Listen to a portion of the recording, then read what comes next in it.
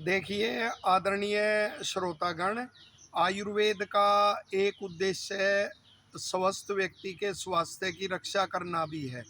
तो वहाँ अनेक अमूल्य विचार ऐसे हैं जिनका पालन करके हम स्वस्थ रह सकते हैं।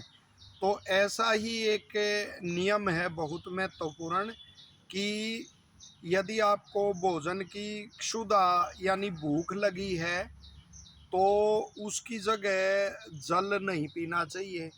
और यदि आपको प्यास लगी है तो फिर जल का विकल्प भोजन नहीं है कि भोजन कर लिया।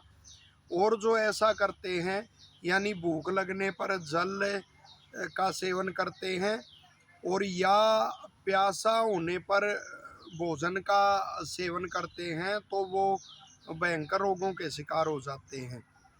यदि आपने प्यास लगने पर भोजन कर लिया तो गुल्म रोग हो जाता है, जिसको उसमें आम प्रचलन में भाषा में गोला कहते हैं।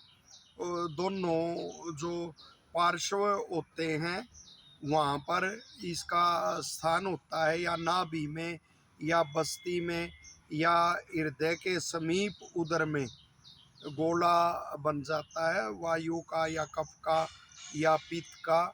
और बड़ा वो कष्टदायक रोग फिर होता है। उसकी उपेक्षा यदि की जाए तो विदर्दी यानी जो फोड़ा होता है त्रिदोषज वह भी आगे जाके बन जाता है, प्राण घातक भी हो सकता है। और इसी तरह से यदि आपको भूख लगी है और आपने पानी पी लिया तो वो फिर जलोदर रोग हो सकता है, जिसमें पेट में जल द्रव का संचय हो जाता है। वो भी बड़ा ही कष्टदायक रोग होता है।